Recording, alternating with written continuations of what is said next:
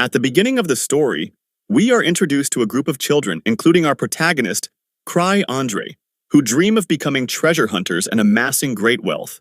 They also aspire to become the strongest heroes in the world.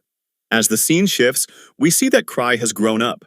He heads to the guild, where the most powerful clans of hunters are conducting interviews to recruit new party members. Numerous candidates have gathered, eager to join a clan and embark on their journey as treasure hunters. For context, treasure hunters are like adventurers, but instead of clearing dungeons, they clear treasure vaults by defeating monsters called phantoms. While waiting in line, Krai encounters a fellow candidate named Ruda, who is at level 3. She inquires if Krai is there to join a party. As Ruda discusses clearing a treasure vault, a guy named Greg appears and begins mocking her. Things escalate to the point where they start fighting. Meanwhile, Krai decides to keep a low profile to avoid getting involved. However, the guild staff intervenes and stops the fight. Ruda hints that this is her first visit to the guild, whereas Krai has been there multiple times. Krai states that hunters are all about skills.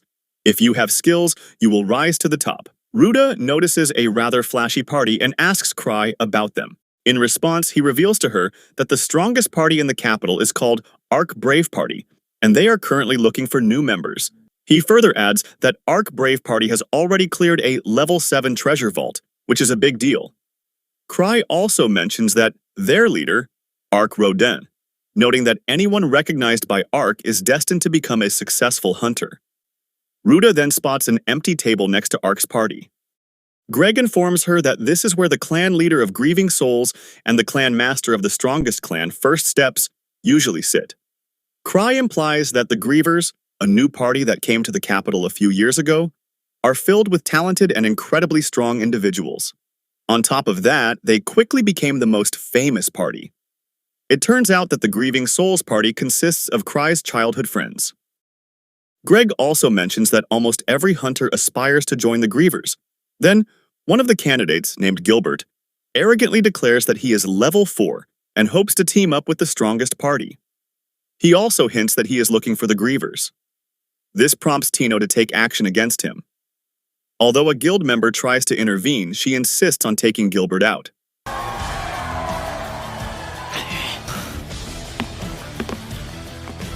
Meanwhile, Krai decides to leave the room to avoid getting caught up in the fight.